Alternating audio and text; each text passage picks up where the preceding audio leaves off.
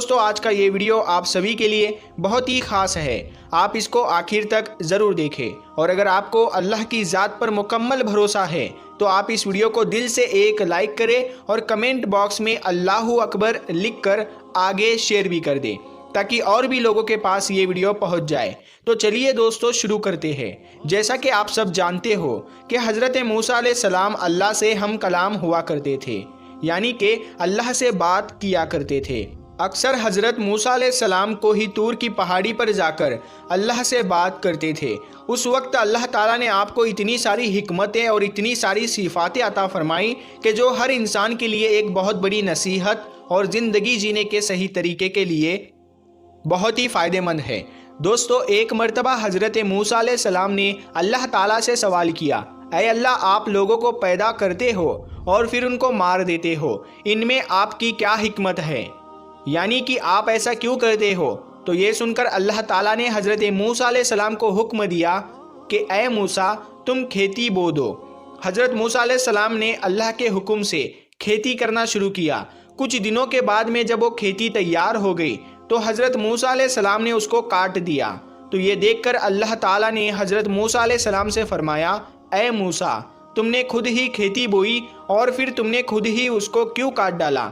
یہ سن کر حضرت موسیٰ علیہ السلام نے عرض کیا، یا اللہ، کھیتی کے پکنے پر اس میں دانہ اور بھوسا تھا اور دونوں کو ملا جلا کر رکھنا مناسب نہیں تھا، اسی لیے حکمت کا تقاضا یہی ہے کہ ان دونوں کو جدا جدا کر دیا جائے۔ یہ سن کر اللہ نے حضرت موسیٰ علیہ السلام سے پوچھا، اے موسیٰ، تم نے یہ عقل کہاں سے حاصل کی؟ تو حضرت موسیٰ علیہ السلام نے کہا، اللہ تعالیٰ سے عرض کیا، یا الہی، میری یہ دانش مندی اور یہ عقل سب آپ نے ہی عطا کی ہے۔ یہ سن کر اللہ تعالیٰ نے فرمایا، اے موسیٰ، پھر یہ دانش مندی مجھ میں کیوں نہ ہوگی؟ اے موسیٰ، دیکھو، انسانوں کی روحیں دو قسم کی ہوتی ہے، ان میں ایک روح پاک ہے اور ایک روح ناپاک ہے، اور ہر انسان جسم ایک رتبے کے نہیں ہوتے ہیں۔ کسی کے جسم میں موتی کی طرح پاک اور صاف روح ہے تو کسی کے جسم میں کنچ کی پوچھ کی طرح روح موجود ہوتی ہے۔ ان روحوں کو بھی ٹھیک اسی طرح سے ایک دوسرے سے علیحدہ کرنا مناسب ہے، یعنی کہ جدا جدا کرنا ضروری ہے۔ جس طرح سے تم نے گندم کو بھوسے سے الگ کر دیا ہے تاکہ جو نیک روح ہوتی ہے وہ جنت کو چلی جائے اور جو بری روح ہوتی ہے وہ دوزخ میں چلی جائے۔ اے موسیٰ، یہ تو انسان کو مارنے کی حکمت تھی، اور انسانوں کو پیدا کرنے کی حکمت یہ ہے کہ ہماری صفات کا اظہار ہو جائے۔ حدیث قدسی میں ہے کہ اللہ تعالیٰ ارشاد فرماتا ہے کہ میں ایک پوشیدہ خزانہ تھا، اسی لیے میں نے چاہا کہ میں پہچانا جاؤں، اسی لیے میں نے مخلوق کو پیدا کیا، میں نے انسانوں کو پیدا فرمایا۔ اے موسیٰ، انسان کے جسم میں جو موتی ہے اس کو کبھی بھی ضائع نہیں کرنا چاہیے بلکہ اس کی حفاظت کرنی چاہیے۔ تو دوستو ہمارے لیے بھی یہ حکمت کتنی بڑی ہے کہ اللہ تعالیٰ انسانوں کو کیوں پیدا کرتا ہے اور پھر ان کو مار کیوں دیتا ہے۔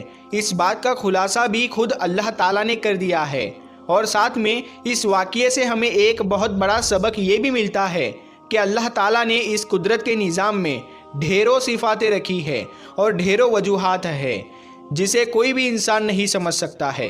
اسی لیے ہمیں کبھی بھی کسی بات کے لیے اللہ سے کوئی سوال نہیں کرنا چاہیے، کیونکہ یاد رکھے اللہ جو بھی کرتا ہے بہتر کرتا ہے، اور اللہ کے ہر کام میں کچھ نہ کچھ حکمت ضرور ہوتی ہے۔ اسی لیے یاد رکھے اللہ تعالیٰ جب بھی ہمیں کسی امتحان میں ڈالتا ہے تو اس میں بھی ہماری کوئی نہ کوئی بھلائی ضرور ہوتی ہے، یعنی کہ اللہ کی ہر بات میں کوئی نہ کوئی حکمت ضرور ہوتی ہے، اور اللہ کے کیے گئے ہر فیصلے میں بندے کا کوئی نہ کوئی بھلا ضرور ہوتا ہے، کیونکہ اللہ جو بھی کرتا ہے اچھا کرتا ہے، اپنے بندے کے حق میں کرتا ہے۔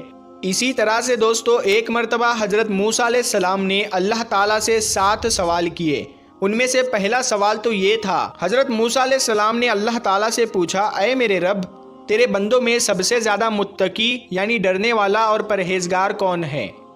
اللہ تعالیٰ نے ارشاد فرمایا، وہ شخص جو اللہ کا ذکر کرتا رہے اور اس کو بھولے نہیں۔ یقیناً اللہ سے ڈرنے والا وہی شخص ہوتا ہے جو صرف مسجد کے اندر ہی نہیں بلکہ مسجد کے باہر بھی اللہ کو یاد رکھے، یعنی عام معاملات، خوشی اور غم میں بھی اللہ کو نہ بھولے بلکہ ہر قدم اللہ کی رضا کے مطابق ہی اٹھے۔ دوسرا سوال حضرت موسیٰ علیہ السلام نے پوچھا، اے میرے رب، تیرے بندوں میں سب سے زیادہ صحیح راستے پر کون ہے؟ اللہ تعالیٰ نے ارشاد فرمایا، جو ہدایت کے راستے پر چلے۔ اللہ تعالیٰ نے اپنے نبی کو بھیج کر اور قرآن پاک جیسی کتاب کو اتار کر ہدایت کے راستے کو صاف صاف دکھا دیا۔ اسی لیے ہم سبھی کو قرآن اور حدیث کا جھنڈا لے کر ہدایت کے راستے پر چلنا چاہیے۔ تیسرا سوال حضرت موسیٰ علیہ السلام نے پوچھا، اے اللہ، تیرے بندوں میں سب سے زیادہ جاننے والا عالم کون ہے؟ اللہ تعالیٰ نے ارشاد فرمایا، عالم وہ ہے جس کا پیٹ علم سے نہیں بھرتا، جس کے اندر علم کی پیاس کبھی نہ بجھے، بلکہ وہ ہر دن نئی چیزوں کو سیکھنے کی کوشش کرے اور مرتے دم تک سیکھتا رہے۔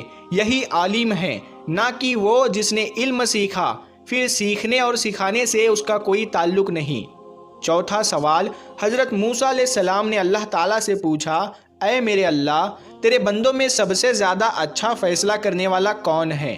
اللہ تعالیٰ نے ارشاد فرمایا، وہ شخص جو لوگوں کو وہی حکم دیتا ہے جو اپنے آپ کو دیتا ہے، وہ کام جو کسی نے نہ کیا ہو اور دوسروں کو اس کے کرنے کا مشورہ دیتا ہو، ایسا آدمی صحیح فیصلہ نہیں دے سکتا۔ پانچواں سوال حضرت موسیٰ علیہ السلام نے اللہ تعالیٰ سے پوچھا، اے میرے اللہ، تیرے تمام بندوں میں سب سے زیادہ عزیز ترین بندہ کون سا ہے؟ اللہ تعالیٰ نے ارشاد فرمایا، وہ شخص جو بدلہ لینے کی طاقت رکھتا ہو لیکن پھر بھی بدلہ نہ لے اور سامنے والے کو معاف کر دے۔